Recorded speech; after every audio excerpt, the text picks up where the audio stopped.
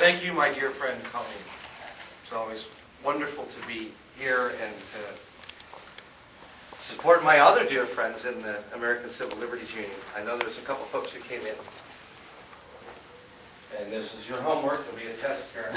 How are you? And some of you I haven't seen in a long time, so it is very nice to be here this evening. I tried to structure my information talk tonight to the members of the Civil Liberties Union, and not just focus on issues related to the Northwest Detention Center, but rather try to present in about a half an hour an overview of the intelligence collection effort that has been ongoing in the Puget Sound region against activists and groups, to include the Bill of Rights Defense Committee, to include the Pierce County chapter of the ACLU, to include the Tacoma Students for a Democratic Society, United for Peace of Pierce County, Peace, Justice, and Healing, and other groups. And the information about the surveillance and the confirmation of what many of us suspected is sort of a fallout from the work that we've been doing with the detention center.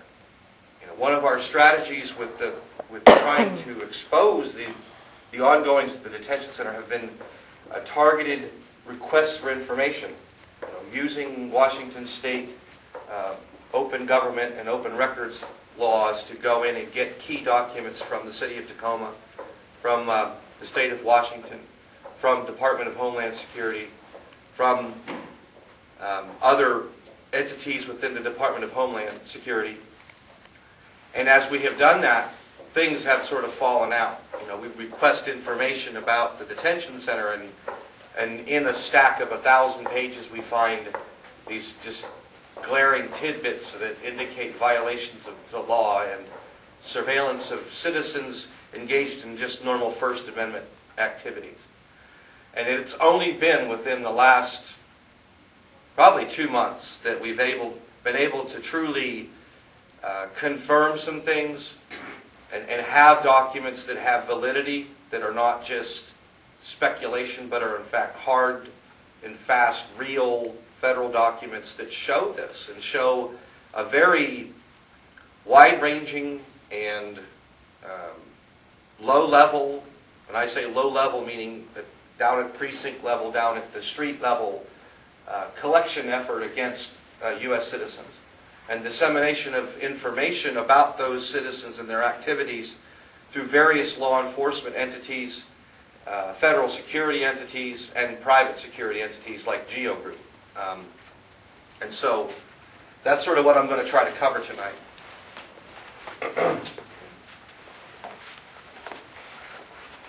Now, if you look at the handout that I gave you, so that you can follow along, I tried to make the first page such that you've got some space if you want to take any notes. Okay.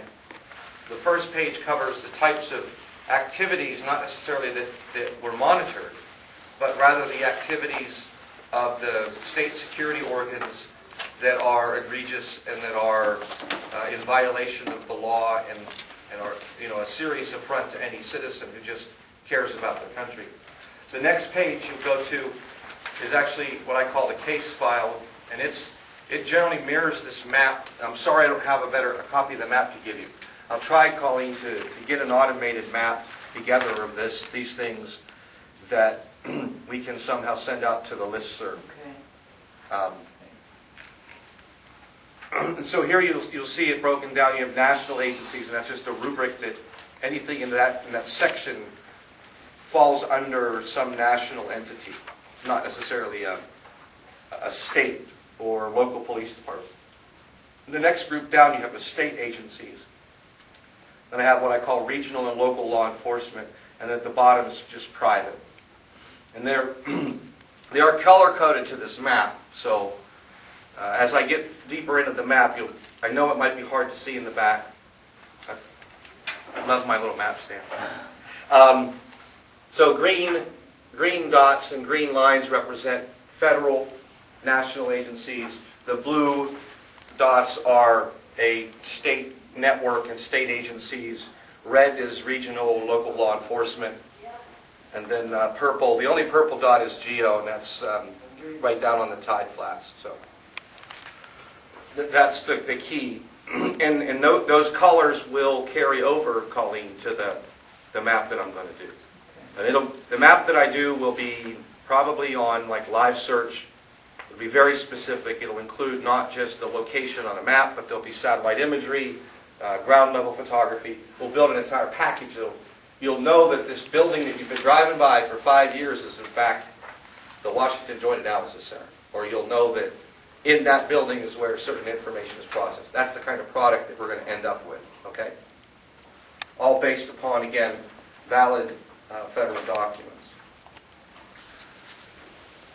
So to really start here, it's important to understand the nexus of this. And I would have to say, you know, we've been trying to watch and report on the Northwest Detention Center since the spring of 2004. When we first, the Bill of Rights Defense Committee first found out about the construction down there, that's when we began our effort to try to find out what's going on.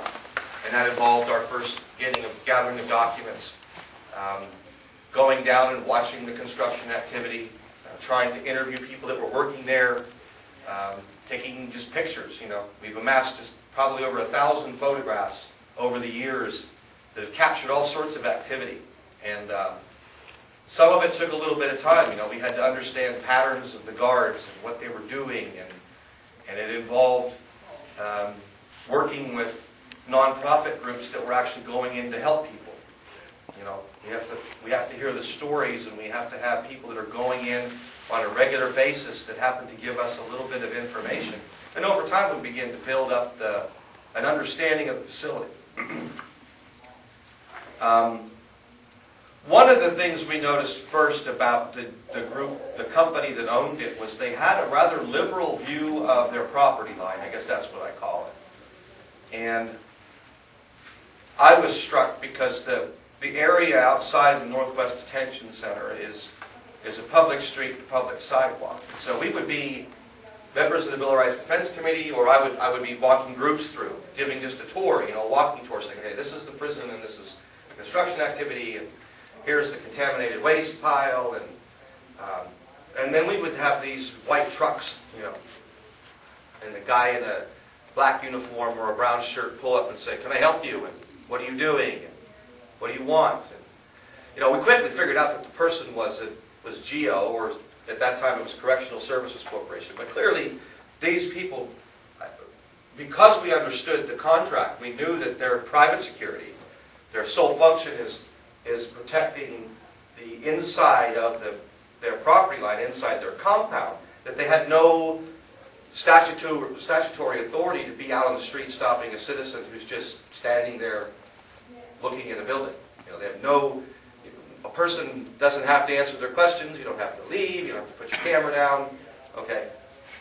But that harassment, under the color of looking like you're a cop, looking like you're a security guard, to the average citizen who might not know, is such that they drove people away.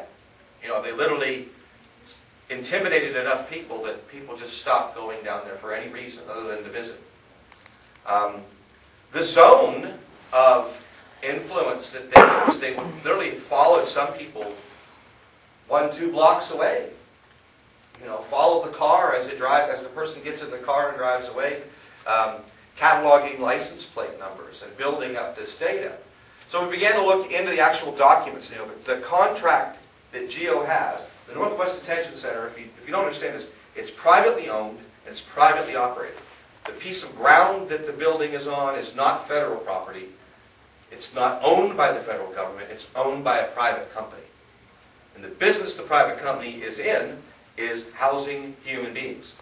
In this case, there are human beings provided to this company by Immigration and Customs Enforcement. everybody who goes there, vast majority anyway, are citizens from some other country. Although we do know that there have been at least 9 U.S. citizens that have inadvertently been gathered up and placed in the facility. Hi, Brown. Hi. I'm still sort of on the front page and working into it, so you haven't really missed it. I work till 7. So. The 9 or so citizens that have been detained usually are people who have mental illness. They might have also some language barrier, literally not able to maybe speak English or what have you. And they got rounded up on the streets in some sort of an immigration sweep.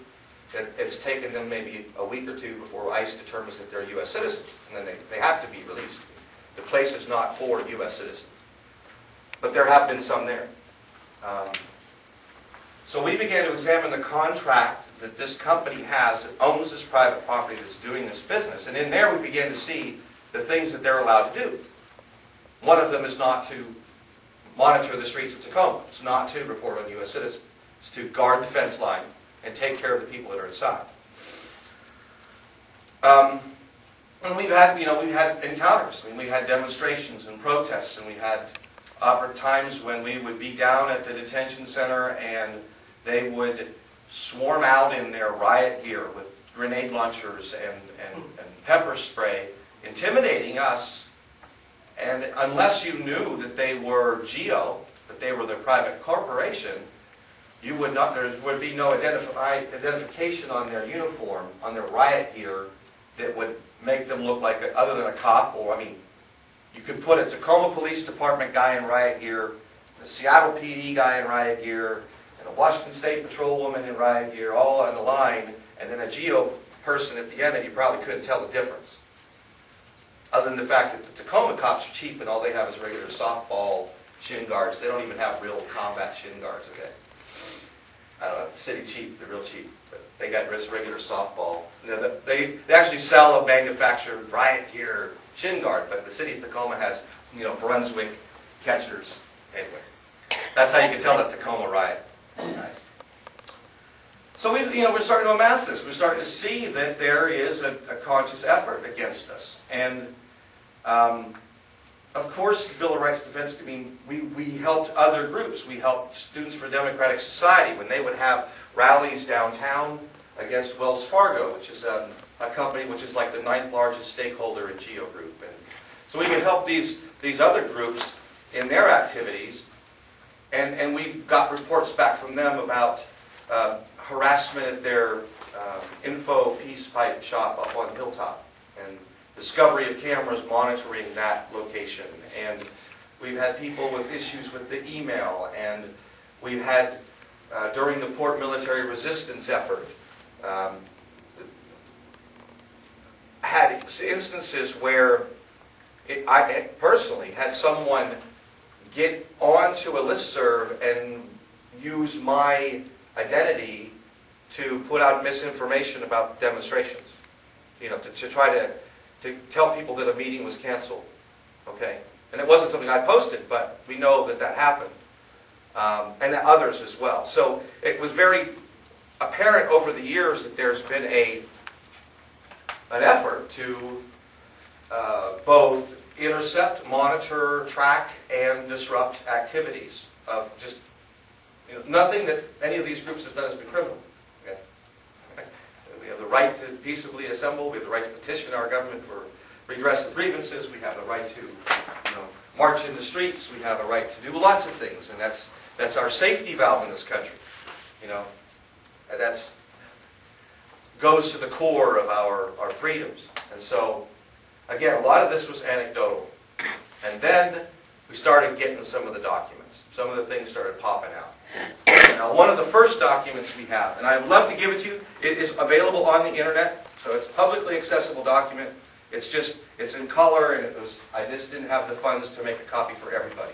But it is out on the internet. This little wonder is dated March 3rd of 2006, so put your Wayback hat on and think about March of 2006, what you were doing as an activist in the Pacific Northwest. Okay? And what this is this is a Protective Intelligence Bulletin. This is put out by the Threat Management Division of the Federal Protective Service. Now, the Federal Protective Service is a subcomponent of Immigration and Customs Enforcement. And they're the individuals that protect. Like when you go to the federal courthouse, you go through the scanners, you know, they check your bags at the federal courthouse. Most of the monitors are Federal Protective Service. They're actual U.S. government employees. They also guard other important buildings all around the country. And they have, like so many agencies nowadays, an intelligence branch. This is what's called the Regional Action Calendar. And this calendar is sent out to all of the field intelligence units of the Immigration and Customs Enforcement Agency. And it basically lists a whole series of events that are going on in the month of March. For example, I'm going to read some of this to you. Like I said, this is on the internet, and I will send you the link where you can find it. But these are the kinds of groups that are considered a part of this monitoring effort. Code Pink, Answer, Iraq Pledge of Resistance, United for Peace and Justice, Troops Out Now, Independent Media Center, Campus Anti-War Network, International Action Center. Any of those ring a bell to you? Bing, bing, bing. Anybody happen to get maybe a newsletter from any of those agencies? Bing, bing, bing. Yep, see? Okay. Well, you guys are all criminals. Now, interestingly enough, that was specifically addressing the March 18th through 20th, 2006 nationwide demonstrations that were going to be going on the third anniversary of the start of the Iraq War. Now, below that, we begin to talk about white supremacists. So, the anti-war activists, single-issue extremists, as they're called by the federal government. If you believe in one thing, if like me, I believe that we shouldn't detain human beings. That's sort of against that. That makes me a single-issue extremist. That's how you're classified by your government. So below that are the single-issue extremists that are white supremacists. Then we start breaking it down by region. We happen to be in Region 10. Okay? And this happens to be nationwide, so if you have friends in the East Coast or whatever, I'm sure their events were covered. But in Region 10, which is Washington, Idaho, Oregon, and Alaska, happens to be the same region serviced by the Northwest Detention Center. First off, in Pioneer Square, there was a demonstration against the Sesson-Brenner immigration bill on the 4th of March. This was the one that got our attention. This was a very radical group.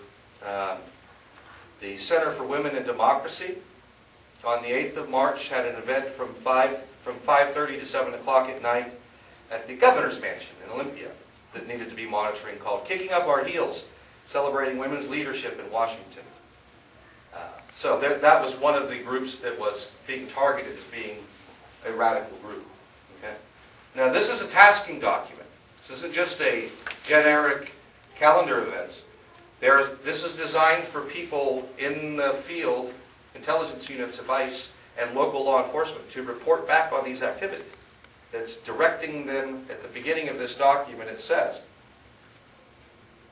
we request the regional, the FPS regions, the associated law enforcement and security partners are requested to report the various planned activities of these elements within their jurisdictions. Follow-up reports such as after-action reports, spot reports, arrests, lessons learned, use of violence and civil disobedience are of significant value. So this is a tasking document.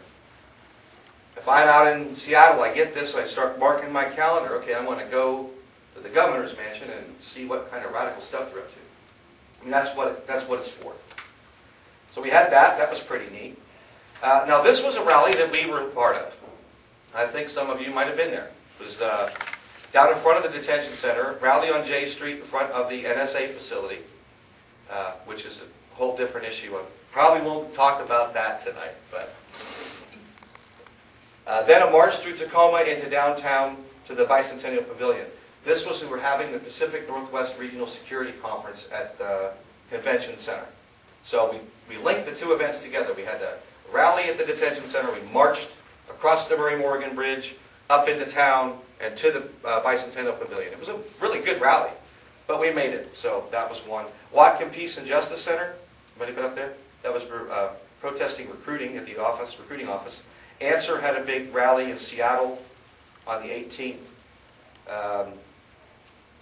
Global Day of Action at Port Angeles, Washington.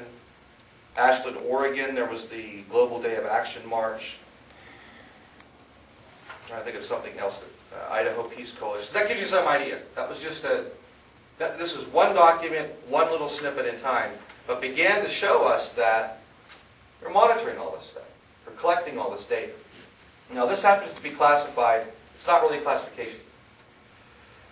There's like 3 classifications in our country. You have confidential, secret, and top secret. That's the only classifications that exist. Although everything else is like a handling caveat. Okay, so this is handling caveat. It's for official use only, law enforcement sensitive. This is intended to protect that from getting it in the hands of someone like us. Okay. All of this information was taken off of listservs and web servers and somebody consciously monitoring these events and trying to package it all together. But it's a really neat document. Again, it's just one little snippet into what is a huge stream of data. Okay. So, to give you that gives you some idea of where they're getting it. So I'm trying to tie this to the first comment here: monitoring email, listservs, and websites. Okay. Very clear that we have them doing that.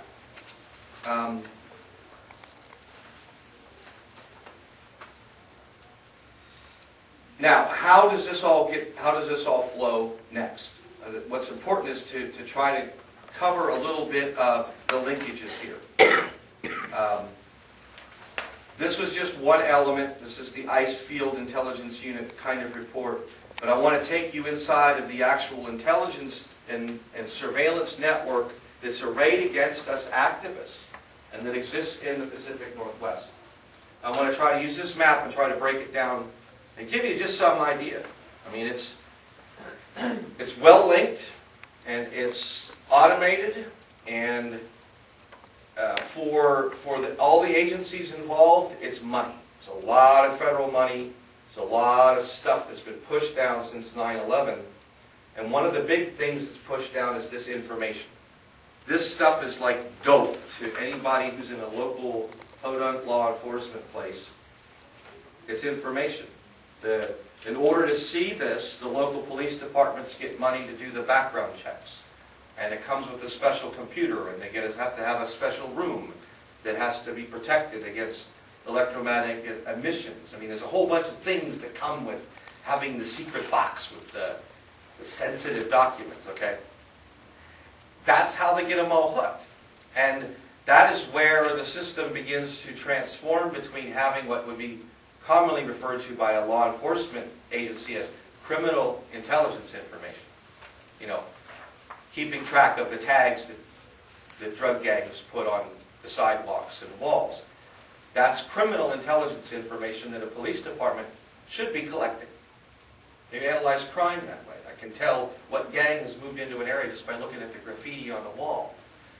That's different than looking at the clothing that a person's wearing going into Shaka Bra for breakfast and seeing that they're wearing all black and they have a red bandana, so maybe they're an anarchist. See? Once I get you in a category of anarchist or single-issue extremist, or maybe you happen to attend the trial for somebody from the Earth Liberation Front. Now you're a health supporter. See, this is the way we transition from criminal intelligence to what I would call intelligence. And that has to be handled differently under federal law than just criminal intelligence.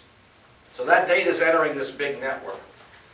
One of the biggest things, and a lot of you heard about it recently, but it's been in effect since 2001, and that is this, come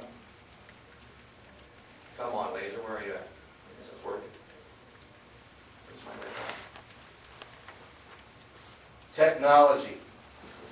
One of the biggest agencies that has one of the largest reaches right now, again, a subset of Homeland Security, not part of Immigration and Customs Enforcement, but a parallel structure, is Customs and Border Protection. Okay? Customs and Border Protection, represented by this big green dot along the northern border and this other border, they have the right within 100 miles of an international border, that's represented by this line, that's roughly 100 miles in, south of Spokane, work your way over here, just to orient you. Here's Bellevue, Seattle, okay, Tacoma, Olympia, because you don't draw it from just this border. The international border is actually out here in the Strait of Puget. Okay, so I go in 100 miles. Within that zone, Customs and Border Protection can run checkpoints. They can stop people. They can ask you right out here in front of the library. They can put up a checkpoint and ask you for identification documents, with the goal of looking for illegal immigrants. Now they've been doing it significantly up here on the peninsula, and they've been interdicting people traveling on the various ferries in this area. One thing they're targeting are migrant workers that happen to go up into the national forest to harvest herbs and plants that grow up there. The Park Service gives them a permit to go into the forest and harvest the products, and Customs and Border Protection waits at the Park Service at the ranger station, see a van full of people drive up that are clearly not, day tourists from Seattle, clearly people who are going to go work in the woods, and they begin to check their paperwork and round them up. So that's Customs and Border Patrol. Now, Customs and Border Patrol has some new toys now. They now have been equipped with the Predator unmanned aerial vehicle, and that is now flying along the northern border. But again, because you have this 100-mile limit, once they have figured out airspace problems, you don't want an unmanned plane flying over the SeaTac. There could be some problems there, airspace, but they're working that out. You'll have UAVs patrolling all of this area.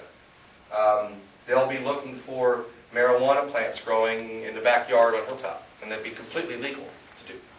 So that's Customs and Border Patrol. One of the federal agencies that's on my list here.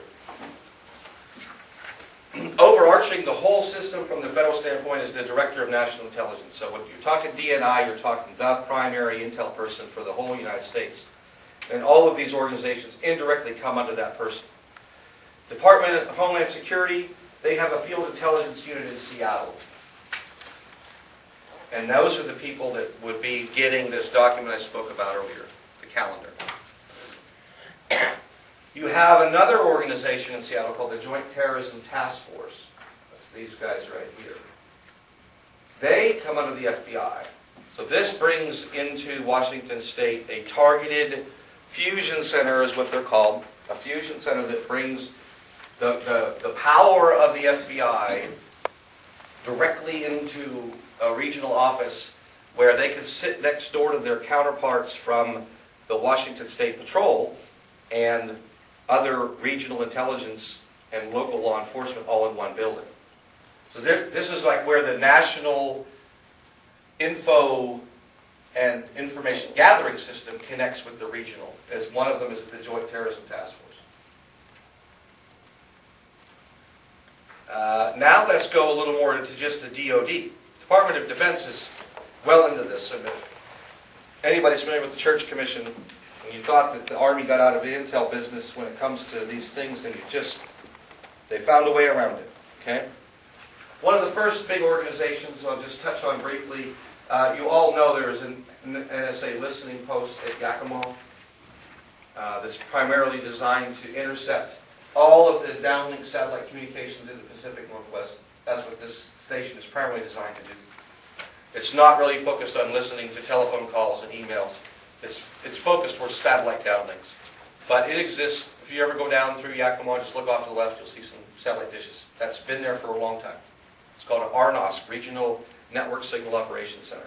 It's also an alternative operations center in case something were to happen to the main NSA headquarters at Fort Meade. Most of the stuff at NSA Yakima is underground. Everything you see above surface are just support buildings. The bunker's huge and it goes underground. It's mostly all automated. Then we get into all the other little spooky military intelligence units. Starting with Northern Command. Northern Command is one of the new organizations set up to sort of merge NORAD and what have you. They're responsible with FEMA and everything you've heard about imposition of martial law, Operation Garden Plot. If any of those things ring a bell, that's all come out of NORTHCOM. There's a new organization called IMCOM, which is Installation Management Command. These are people that run the bases. Okay? They run Fort Lewis. They're not the strikers or anything like that. They're the guys that keep and gals that keep the lights on and debate, make sure that the teenage girls aren't getting on base. Oh, okay, they're not doing that. But anyway, they're in charge for the beans and bullets and housing.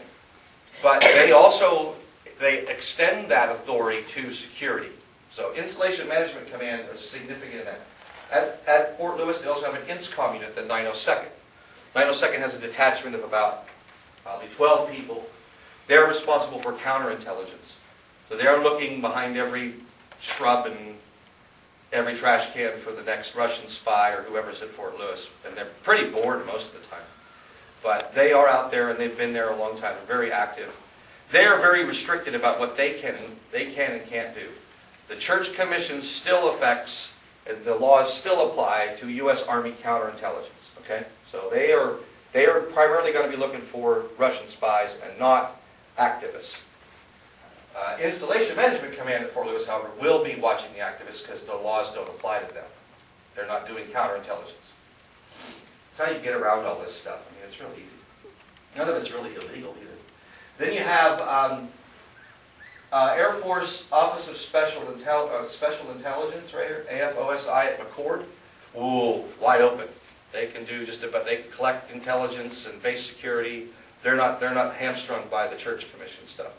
AFOSI does a lot of collection on U.S. persons. They were the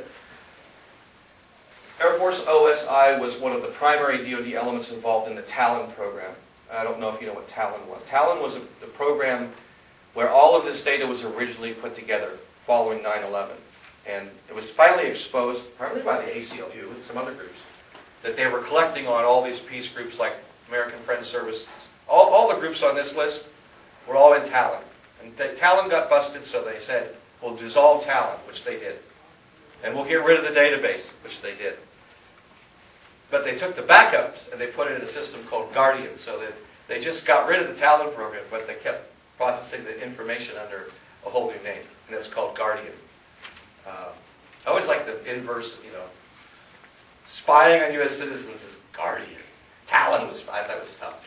The eagle. Anyway. Then you have Office of Naval Intelligence.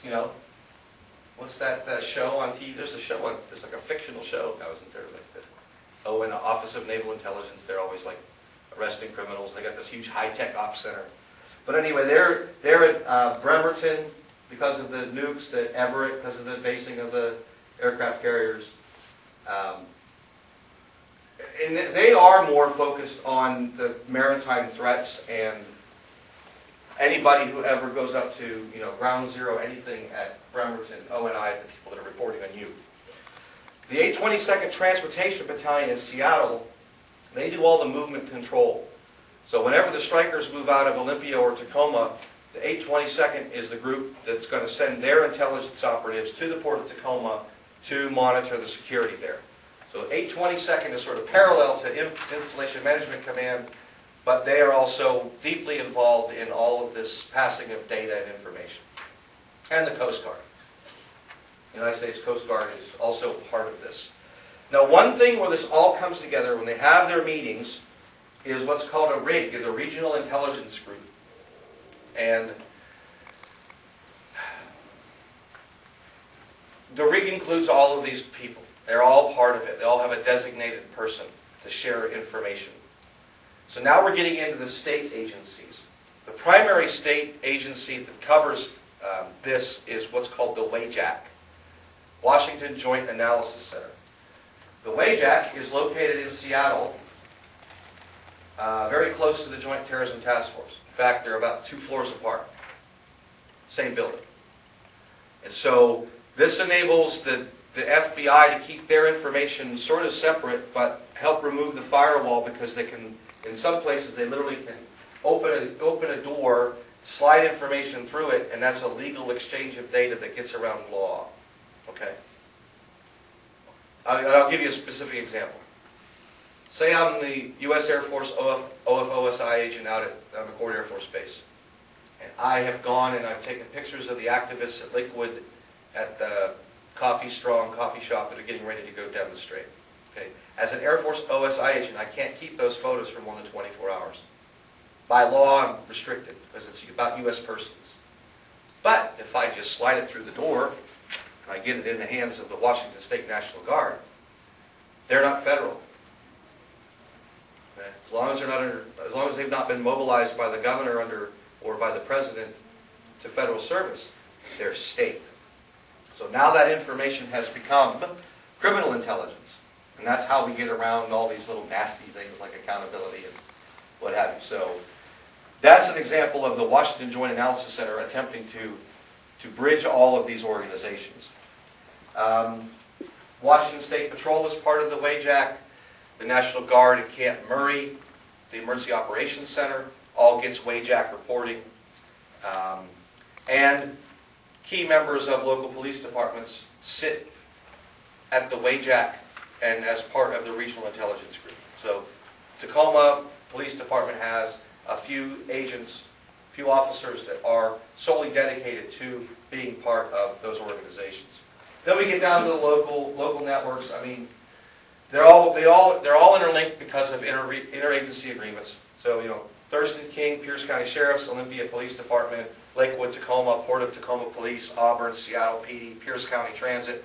All of these local police departments are also all linked through to this data. And then the thing that was, to us, was most shocking was not just the realization that they were all passing this data around at the federal and even at the local law enforcement level. It was when we discovered that they had starting to provide it to GEO.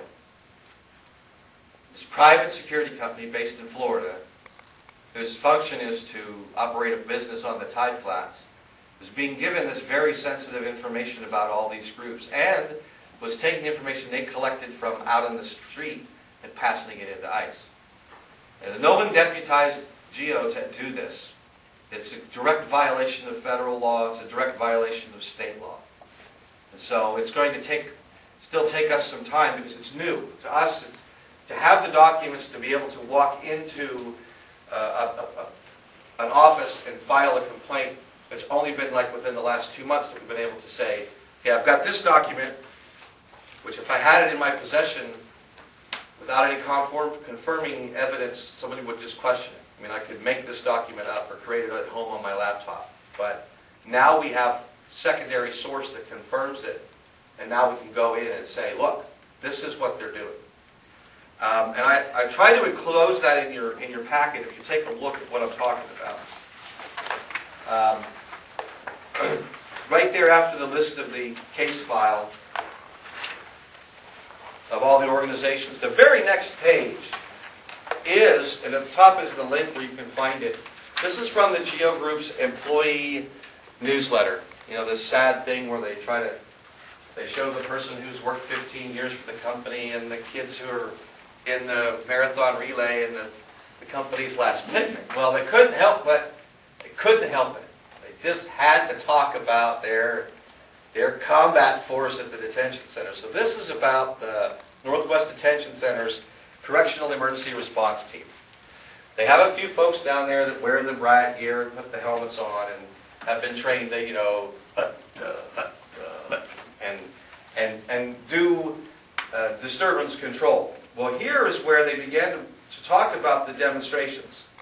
They talk here, as you see, about the groups that are protesting against them. Hate-Free Zone, which is now One America. Community to Community, a very wonderful group, woman-based group out of Bellingham that really tries to transform the lives of people who have come here from other countries, and just they do a wonderful work, not only helping people but fostering small business and use of microloans and agriculture and crafts, and they're just great at their soul. And to have them listed here as some sort of a threat is just stupid. But anyway, you can see from that article their attitude towards it. And it didn't even, they're so ignorant of the law that they don't even realize that what they've just published in their employee newspaper is an indictment is a charge, okay? One of the things that's most inherently wrong about the Northwest Detention Center, you know, we're the Bill of Rights Defense Committee-Tacoma, and we always like to talk about our federal laws and the federal Bill of Rights, but we believe that, you know, we've got a lot of rights, and in Washington State we have a wonderful Constitution. And Article 1 of that Constitution, which is the Declaration of Rights, equivalent to the Bill of Rights of the federal Constitution, Section 24 is very key to GEO Group and what they've been doing down there. Now, Section 24 is normally looked at as, you know, the right to have your own weapon. That's the first part of it. But it's the last part that's key. Nothing in this section shall be construed as authorizing individuals or corporations to organize, maintain, or employ an armed body of men. Now, what GEO Group has done at the Northwest Detention Center is far and beyond a typical security guard. All right? This restriction in our state constitution is not meant to imply that you can't have a guard at Target that, you know, protects against shoplifting. Doesn't mean you can't have someone who drives around in a car at night to make sure the gates are locked and checks fire alarms and stuff like that. A security function is fine. This is to prevent what they have done at the detention center, where they have taken up grenade launchers and less lethal weapons and body armor, and they're marching together in a formation, which we have them on videotape, to stand against citizens. Okay? That is against our Constitution in this state. It's put in there because back in the 1800s, groups here in Tacoma and on the coast would form up, and as a ship would come into the harbor, they would go out and forcibly, as an armed body of men, demand taxes and take things from ship owners. Then there was another group of people, of course the name just slipped right away, Pinkertons. Pinkerton was a private security company. And Pinkerton officers were running amok in Washington State and arresting people and looking for fugitives and doing things. And this was specifically has been supported by the state Supreme Court in at least 3 cases that forbid such a thing. That we have the mechanisms in our state to have law enforcement and to control civil disobedience and to control things without having to arm a private security company. And there's no better example of a violation of it than at the Northwest Detention Center.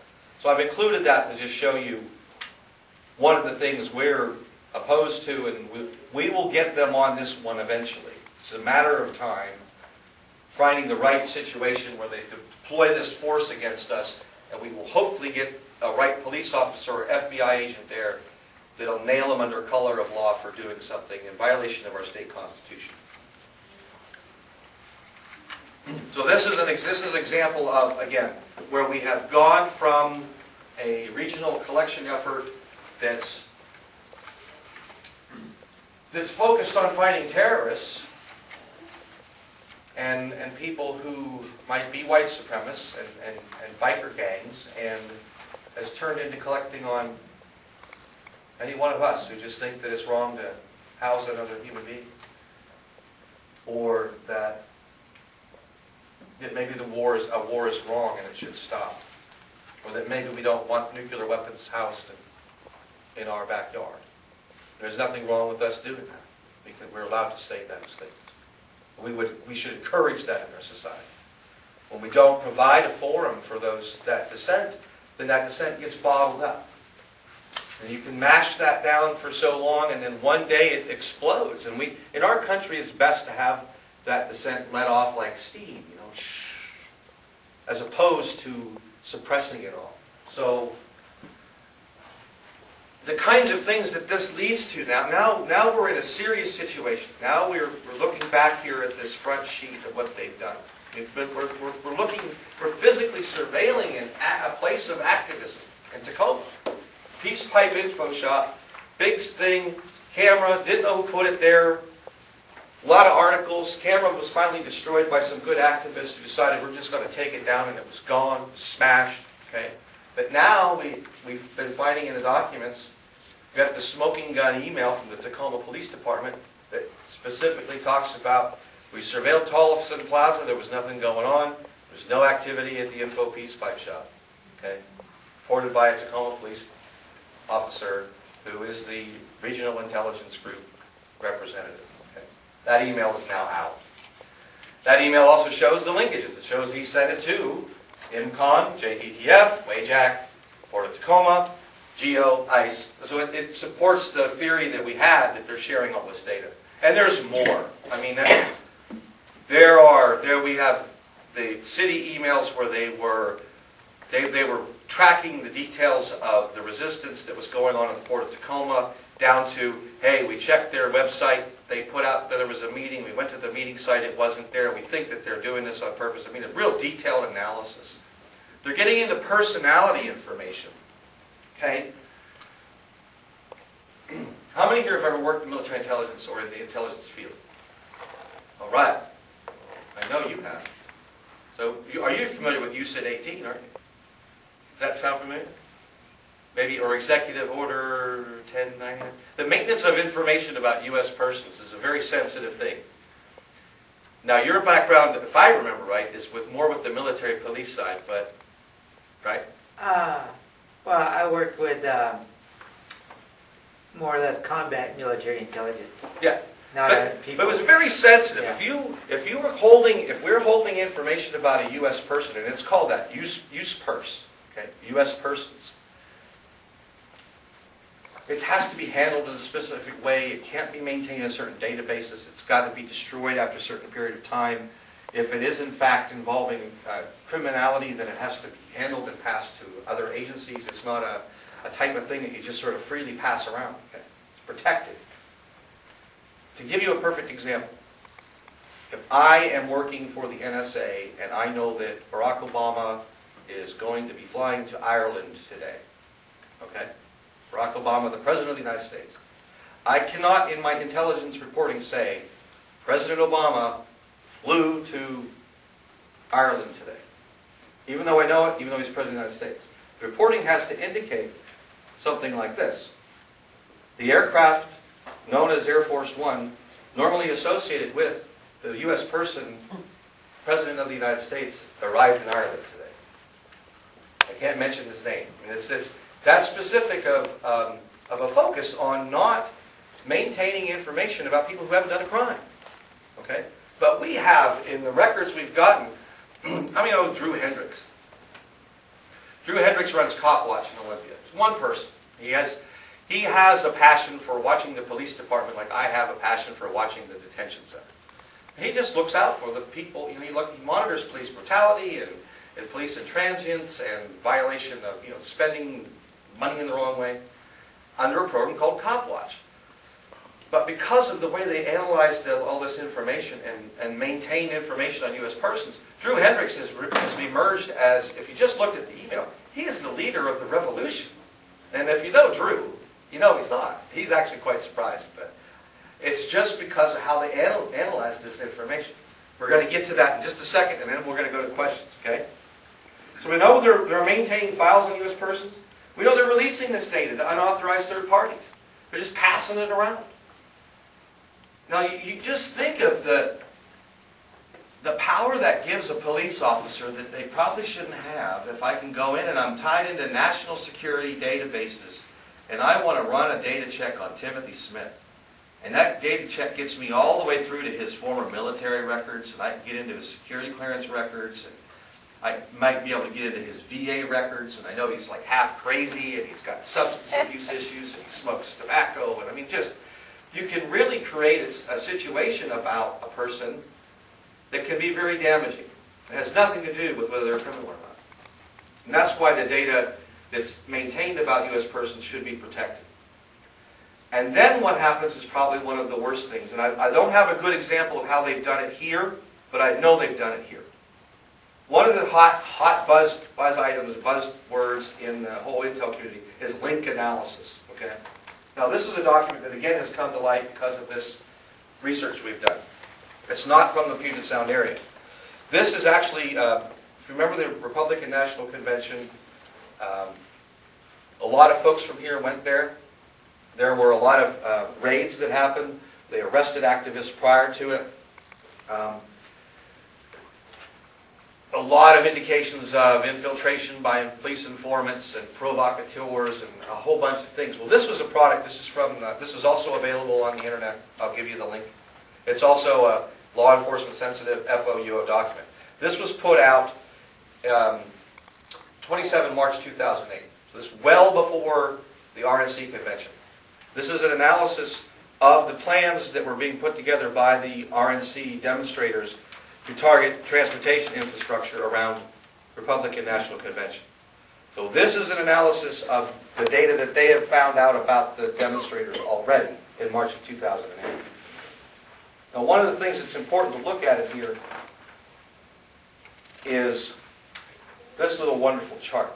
This is the thing that I was talking about. This is called link analysis.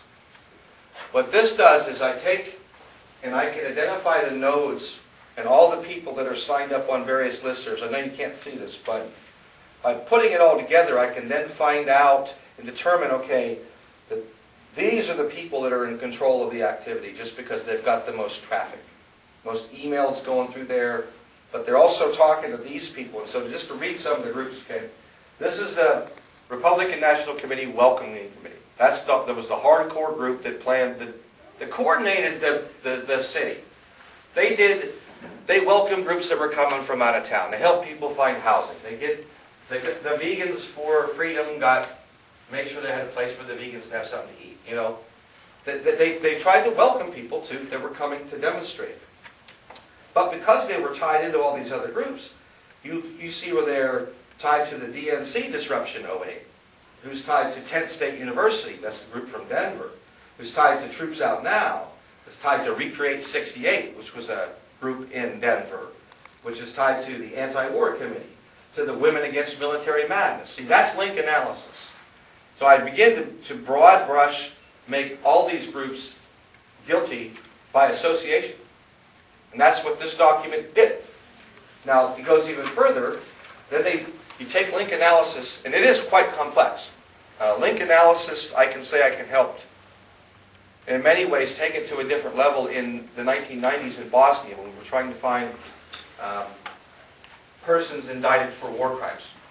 Okay, that's where link analysis transitioned from a Vietnam era counterinsurgency into a much more modern attempt to find associations by cell phone and what have you. People who were true war criminals. Okay. I was part of a team of people that found these persons, arrested them when they had an indictment from the International War Crimes Tribunal, transported them to The Hague for trial. And we used and developed link analysis.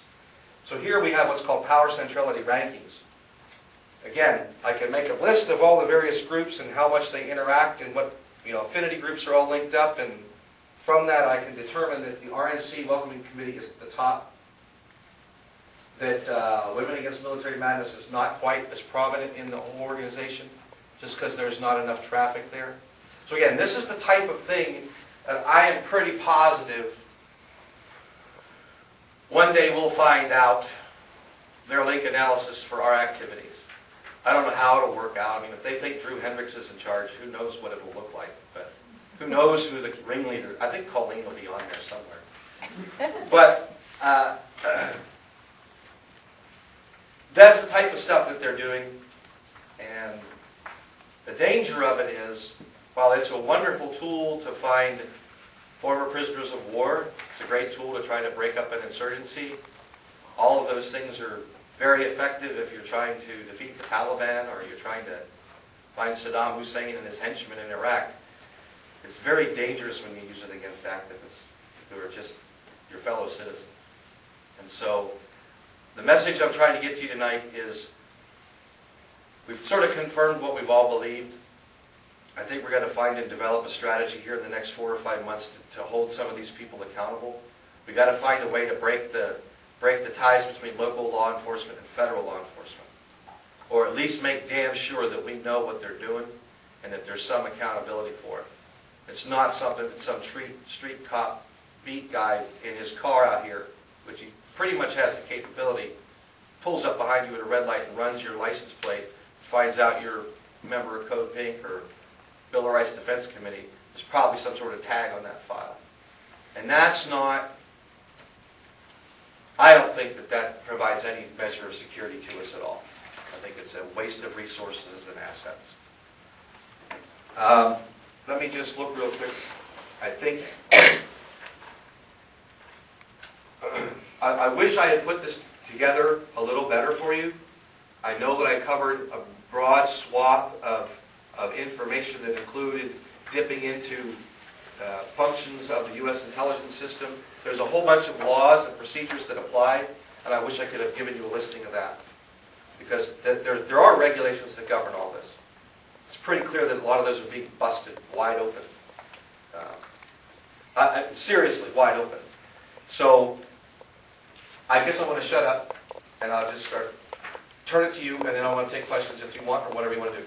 But that's what we've been doing, and that's what we found out. Questions about these activities, or because Tim knows so much about the detention center, feel free to broaden your questions. Let me just, one more thing on the detention center, and then I'll take questions. Now, I've included probably the best article that's been written in general. Look at the back here. This is a 5-page article that covers GEO Group, the group that's running the detention center. It really captures not only the stuff that they're doing here in Tacoma, but nationwide, how this company's making money hands over fist, basically by deceit, fraud, and deception. And so we're going to hold them accountable for that too. But this covers in a little, probably the best article we've seen in a while, I think. If you're unfamiliar with the GEO Group or detention center, this is really something to read later tonight or tomorrow, and share with your friends. It's a very good article. So, yes, sir. I just wanted to say that you apologize because you weren't better organized, and I'm just kind of overwhelmed with all the detail you gave us. My little brain couldn't have held anymore. It was great. Yeah. So there's a Thank vigil, you. a vigil this Saturday, isn't there? Down at the detention center, second Saturday. Yeah, I guess, sir. Yeah. From 11 to 3. Peace. See you.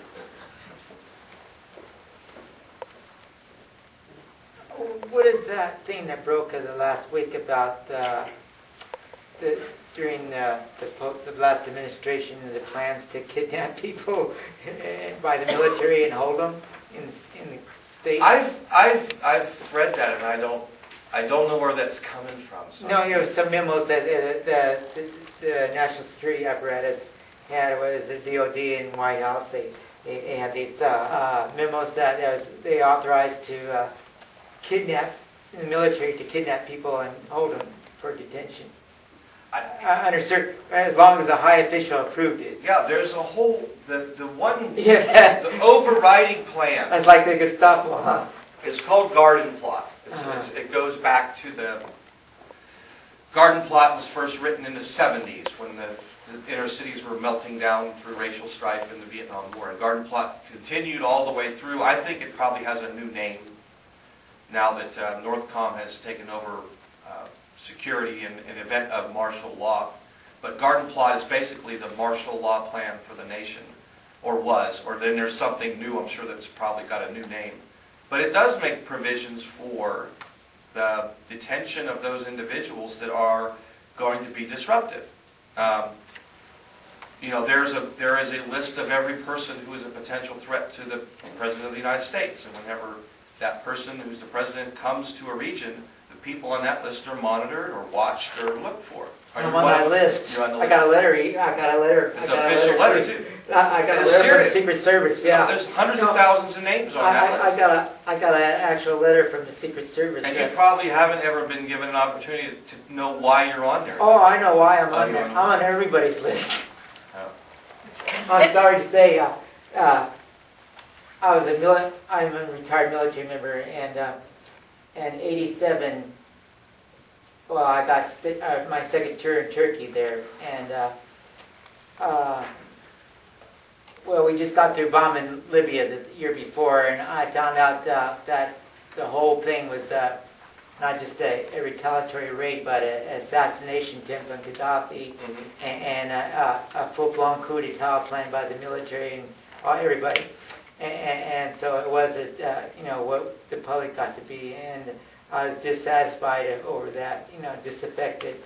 And they were plotting to do another take two on Syria, and I threw a little monkey wrench in their plans. And for that next 8 months there, I was let's put it as the national security prime target by the whole national security apparatus there. So what they've done is they took me out of Turkey to Germany to figure out what to do with me.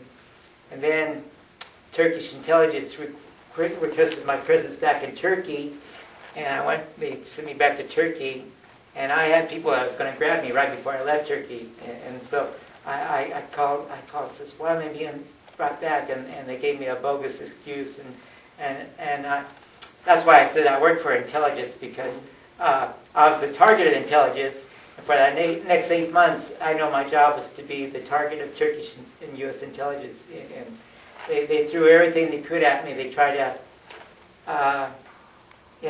everybody I talked to, the whole monitoring thing. That's never fun. They gave me a lot of rope to hang myself. I didn't have a job, so I had all this free time. I think there's the one thing that was really something is they tried to entrap me in everything. They accused me of trying to find Turkish F-16 plans. The Turkish intelligence, that was their thing. They suggested to Turkish intelligence that I was out. I didn't even know they had F-16s in Turkey. I think one of the things, there is always a lot of bad information out there. But they snowballed everything. And in the end, they brought me to Spain. They kind of rendered me, like I was transferred between Spanish intelligence back to U.S. intelligence. And in Rota? At an overpass at night or off ramp, But it was very. So I know the bottom side of intelligence. But there is a lot of stuff that's crap that's out there. There's a whole FEMA camp roundup thing that sort of floats around from President Clinton's administration, and sort of got repackaged with the Bush administration, and now we have the Barack Obama administration. I'm seeing it appear again with new flavoring, and it's just simply because there's enough little chunks between garden plot and detention issues and emergency plans that people get a little piece of here and there, and then they fill in a bunch. And so that's one of the bad thing is there is a lot of bad information out as well. Tim, speak to the expansion plans for the center.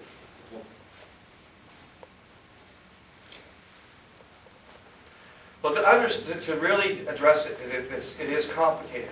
I try to make it as simple as possible. The company has a contract, and that contract expires April 23rd of what century are we in? Of 2009.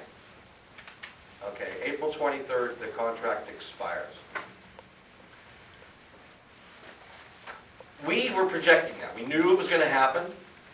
And we started looking for it last summer. And in June is when we've got the first indications from ICE that there was going to be a new contract and the general idea of the size. And about the time we found out that it was going to be an increase, the bed capacity is about 1,030 beds right now. It's going to move up to 1,575 beds. Once we found out that it was going to be that large of an increase, we started then looking for, hey, well, if they're going to do this, they've got to start building. Got to be plans, got to be permits, they've got to do things. And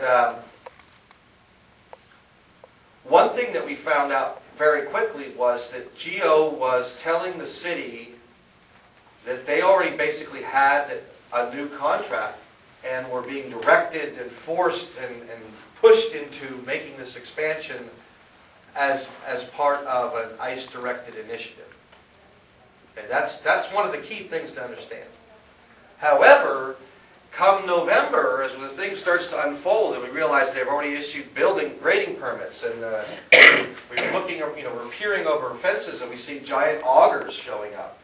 Okay, they're boring holes through what is clean dirt into what is a contaminated thing known as the tar pits, and we really get alarmed. Like, who's doing this? Okay, how is this getting permitted? How is this being allowed? Then we discover. We finally begin to get the documents that show that GEO, to the federal government and with another agency, the SEC, they have to make declarations because they're a private corporation, completely acknowledges that they don't have a new contract, that they're spending their own money, their own $40 million to build this space. If they don't get a new contract with ICE on April 24th of 2009, then they'll just sell the bed space to whoever shows up with prisoners. So, as a result, because they've deceived the city and gotten these permits, because they've now lied to the State Department of Ecology, which is also something we've revealed and found out, the city has basically approved, no matter what, whether they're going to house immigrants there or just prisoners from the U.S. Marshal Service, we will have a private prison on the Tide Flats that will have a larger prisoner population than McNeil Island. Just right down here. And if you talk to any city council member, you talk to the Pierce County prosecutor, anybody, any activist that's against the Pierce County being a dumping ground, they would say, we would never approve such a thing. Well, they've done it. And they issued the building permit on February 12th, 2009 to do all the final construction. And they're going full bore at the detention center to finish the place. Now, our efforts have resulted in a delay. The deal is this. As we understand it, ICE is supposed to let a contract that calls for the existing facility base of 1,000 people to go into effect the 24th of April. And by September of 2009, the company that wins the contract must be able to provide a facility that has 1,575 beds. Okay? They're giving whoever wins the contract enough time to build the expanded space. And all of that's federal contract. So that's all subject to modification and adjustment, and whoever wins it's going to be able to negotiate and make it work.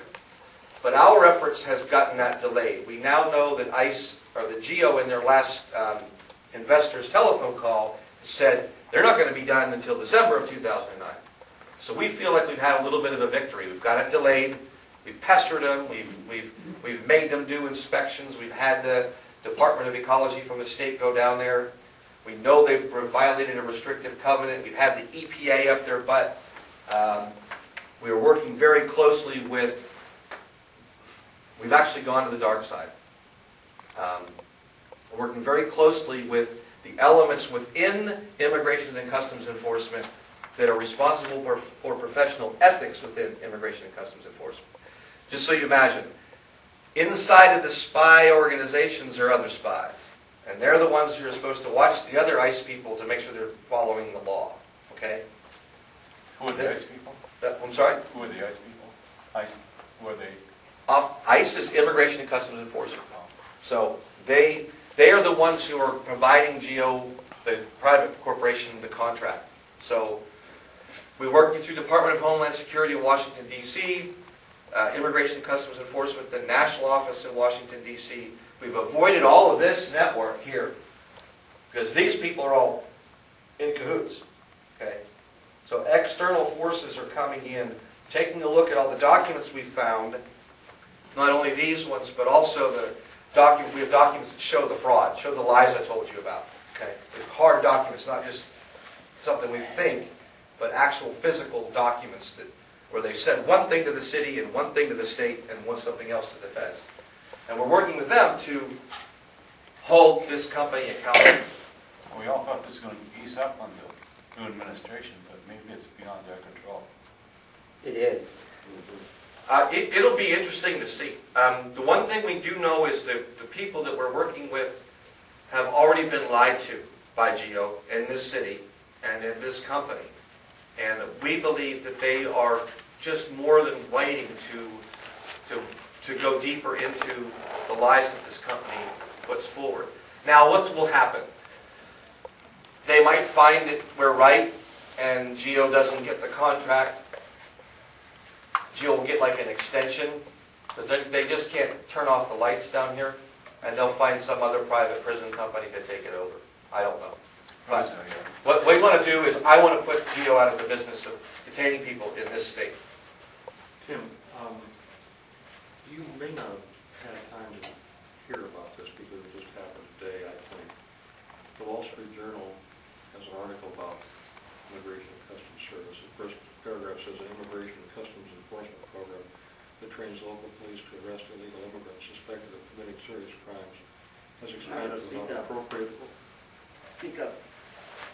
An Immigration and Customs Enforcement program that trains local police to arrest illegal immigrants suspected of committing serious crimes has expanded without appropriate oversight, Yeah. leading to the arrest of thousands for minor infractions, according to a study scheduled to be released today. So that program is what's called the 287G program, and the 287G program is a... So you know about this? Yeah. 287G is the program, is the funding mechanism. What I was talking earlier about these organizations getting the computers and getting the training and having people go for the security clearances, that's that program. So ICE handed out the bucks, setting up the program with no oversight.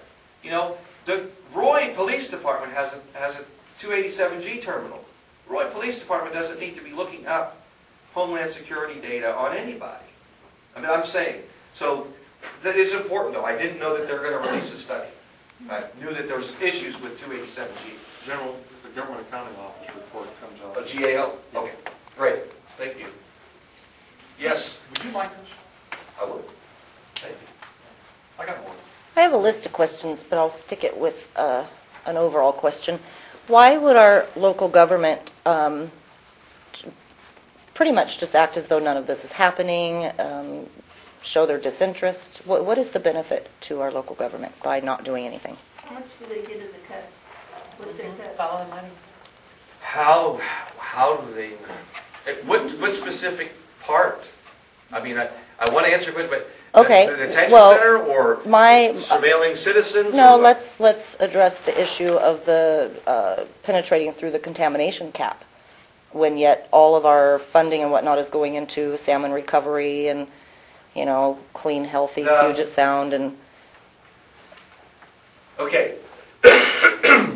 First, GEO and CSC before it have made a concerted effort in the last 5 years and even longer than that, I'll just go 8 years, because this really started in 2000 is when all the planning for the facility and the way it is now started, has done a concerted effort, almost deliberate effort, to constantly use the phrase federal detention facility, INS detention facility, INS prison, INS, okay. Even though it's a private company, it's a private business, all right? But every time you look at the permits or the documents, even now, INS has not existed as an entity since 2002, and it's still listed as the INS Detention Center.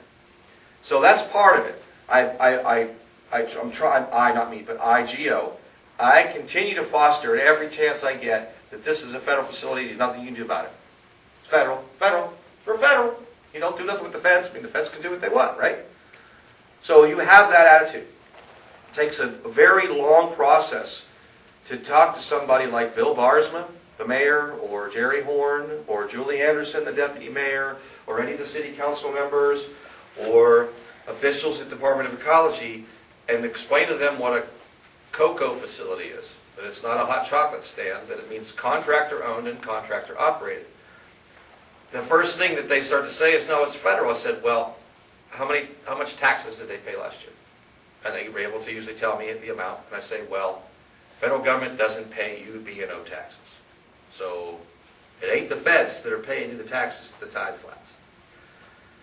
So that's the first thing they do. And the second piece that I would say is our Bureau and Land Use Services are overwhelmed. And there is a desire in lean economic times for development, and when you go in and you see the stacks of documents and things that are involved, planning for this is just another construction project. We don't have ingrained in our psyche of planning humanity.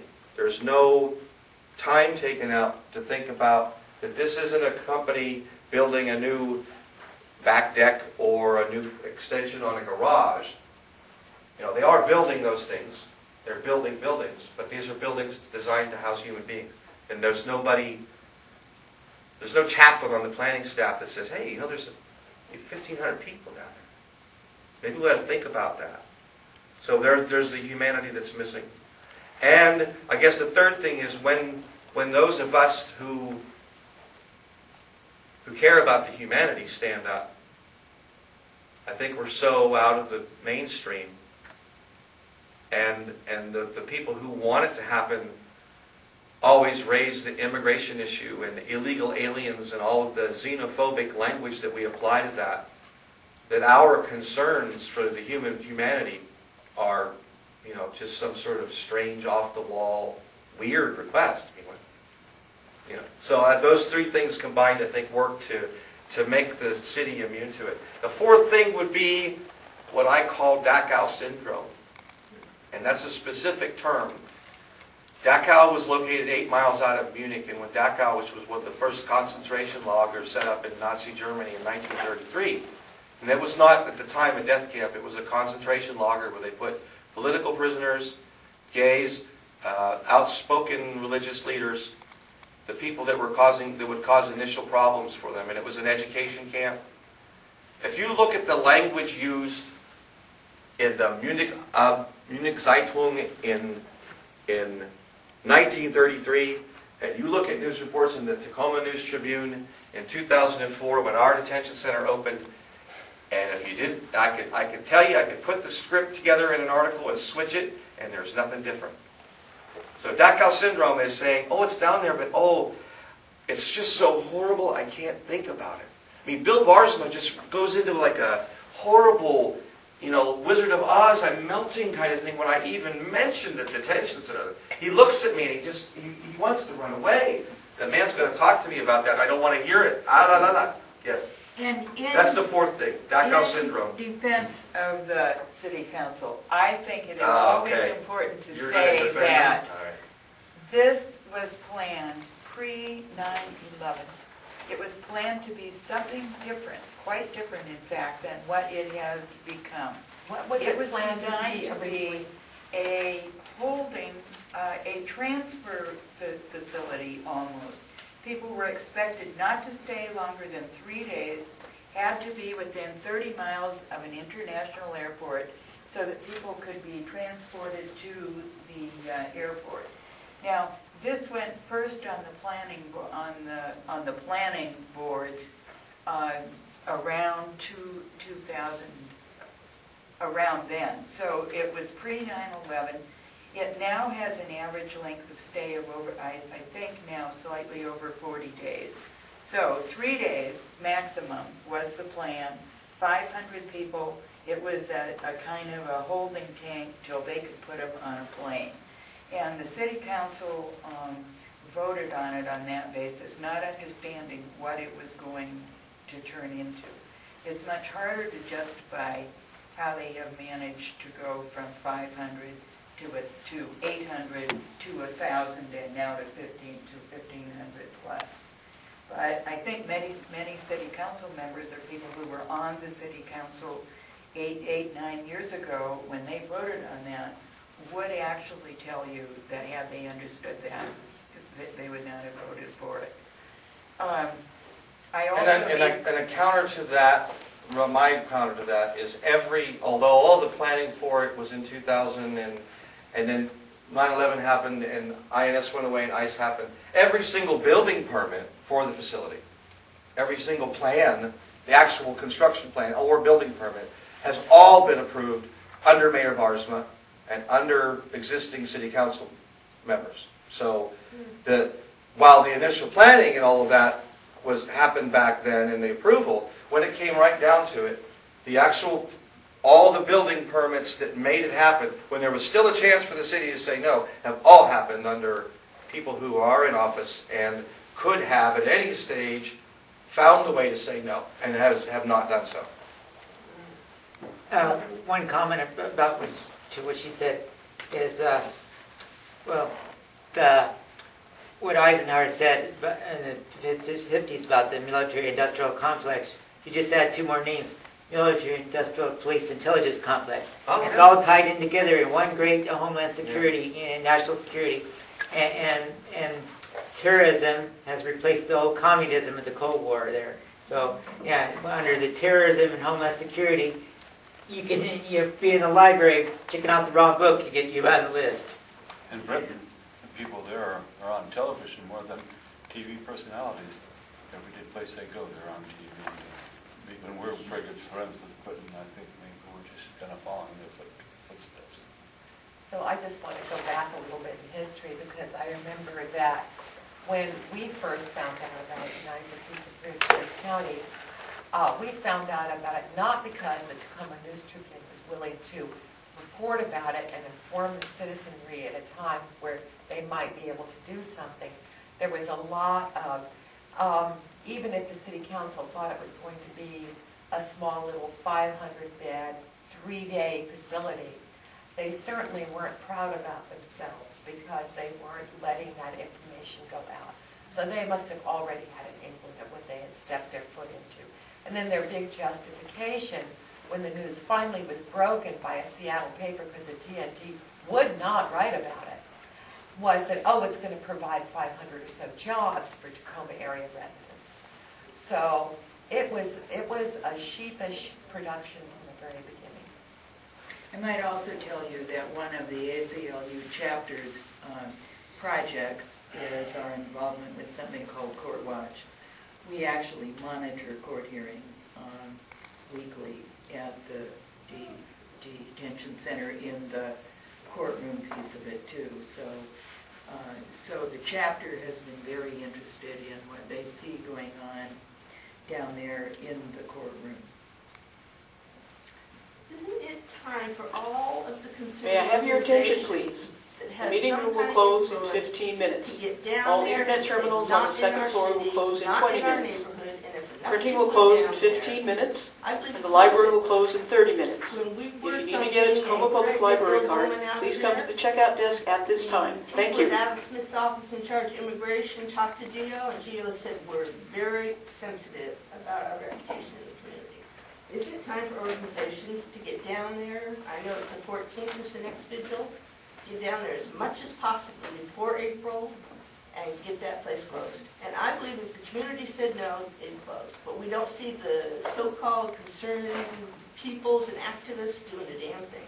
Especially those that have been pushing behind the dumping ground issue. I haven't heard from any of them. All these people. Well, and environmentalists, everyone should be down there. Now, there's an issue, this place captures, if you're concerned about the environment, if you're concerned about water, if you're concerned about the treatment of humans, if you're concerned about faith-based organizations, outsourcing private prison, Department of Homeland Security, intelligence, disaster relief, it's all present in one place.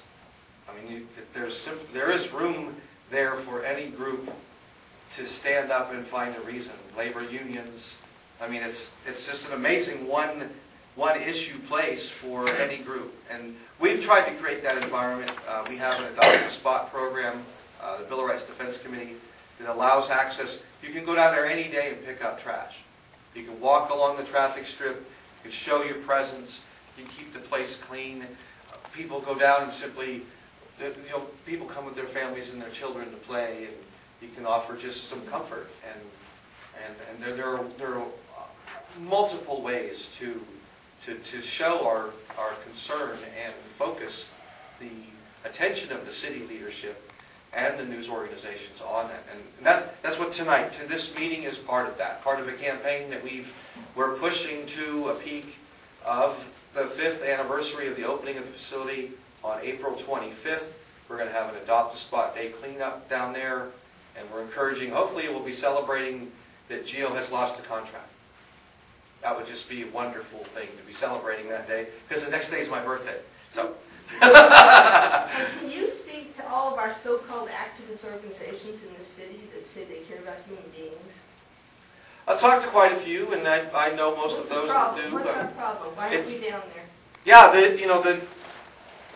My big complaint is not the people who don't like immigrants or want to, lock up immigrants. And I'm not, upset with the people who would like to, chain themselves to the gates and not have it open.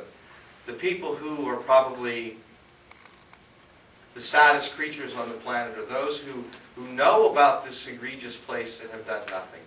Cow syndrome? Have done not a thing. Cowardice. It's just, pick a stand, be for something, be against something, but don't just know about it and do nothing. It's just un-American. It's just un-American.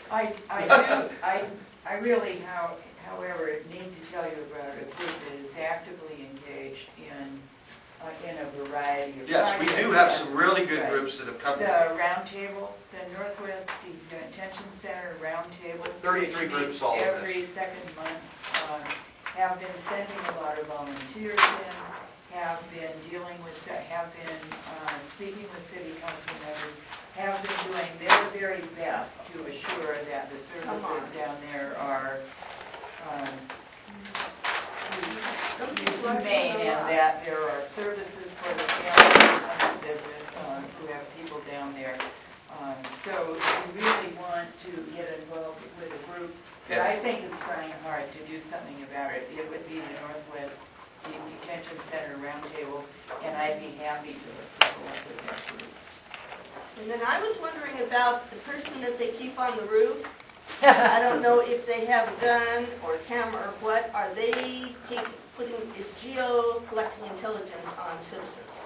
They always have a person up on They there. are. Usually do, but not all the time. But when there's a demonstration, they have somebody up there. They usually just have a camera. They don't have any rifles And up there. that's what I want to know. Is that camera collecting information on citizens? And I just wonder Absolutely. if that's something you look into. It's definitely collecting. They're all pointed out. They're all infrared, and they see quite a distance. They can read your license plate from just, from about 50 or 60 feet. I think part of the frustration I want to speak to, of course, people need to go down. Of course, we need to try to stop this, and we need to do everything we can. Part of what I think the frustration is, and that's why it was great when we did the march from the detention center up to the convention center, is the lack of visibility to the average passerby when you do assemble down there. There are people that are activists, they like to get involved in various different things, but they want to know that their action is going to be seen, noticed, even if it's not reported, that it's going to be noticed.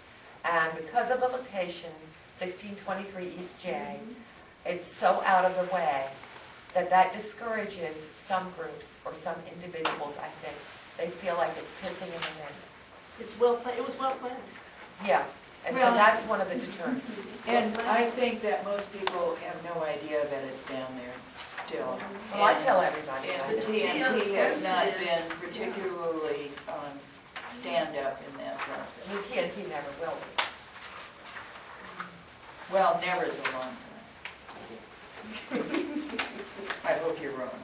Well, since it's partly beholden to the Rangers, Portland Rangers, yeah. Final questions, comments for Tim? Well, about the activism and arresting protesters during the conventions, during the Nixon era there in San Diego, the government had extensive plans to deal with that, mainly under the counterintelligence of the FBI. And that included kidnapping the leaders and taking them to Mexico until after the convention in San Diego for Nixon's re-election. Absolutely. And a lot of other plans. But that was the most bizarre, is kidnapping the actual leadership and taking them to Mexico in a secret detention facility. So that's nothing new. The government's always been doing that. And we're talking 1972. That was their plans back then. So 2009, nothing's changed.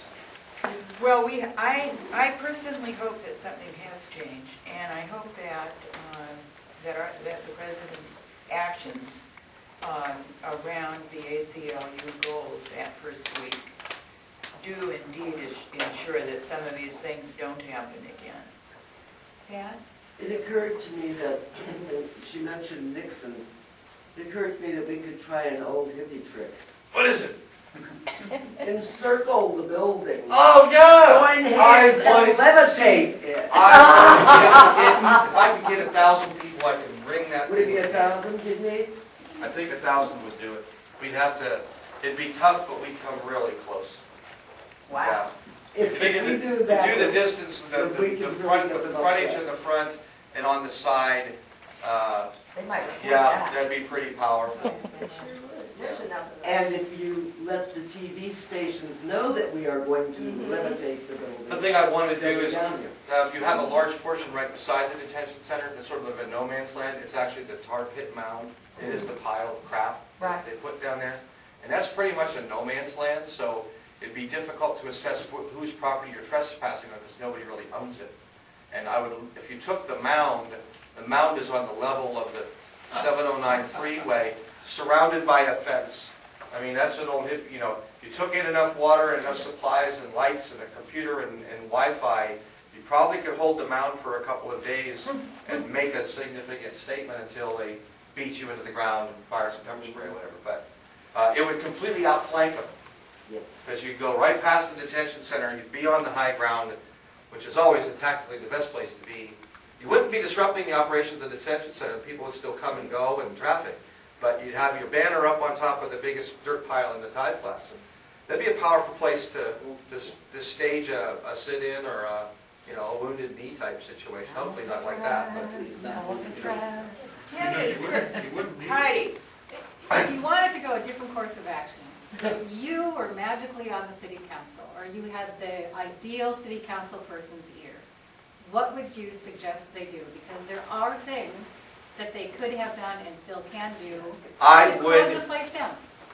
Given right today, everything that's already happened, absolutely today I would immediately pass or request and pass an emergency resolution signed by the mayor that would not allow an occupancy certificate to be issued. It's the final thing that has to happen after they've done all the construction. They have to issue an occupancy certificate. It's the final inspection when the fire department comes through.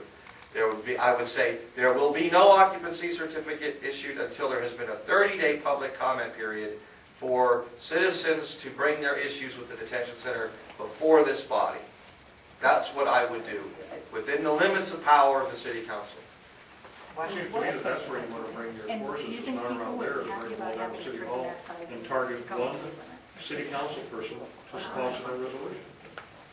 I might tell you that our speaker this evening currently lives in Arkansas. He is visiting here this week. No wonder we have some. Well, there was part of this that was personal in nature, and part of this was a decision to separate our leadership during the expansion fight, to keep us from being neutralized. So, and it was also good, it's better for me to be 2,000 miles away, because it's my tendency to want to go down and chain myself to the gate. And, we've processed 30,000 human beings through there. And I hope that we someday, I hope we never hit 40,000. What can I as an individual do to assist you in the work? Tell everybody you know about this place. Find all the news articles that we've already sent out and had. Put on your calendar the anniversary date of the 5-year celebration to come down that day. Be watching the news. We're going to have meetings and events and things that are going to come up, and so that would be the most important thing. And write your legislators, talk to them. Take what you've already found out and what you find out from the news and say you don't want this place anymore. And if Stacy's going to have this video on her website, share her website with everybody. lifeinpiercecounty.com. Okay. So we'll package all of this What do you in the think? next, we'll package all of this up, because I owe you some things, some links to documents, and I'll get it out so we can send it out. I gotta go get some water real quick.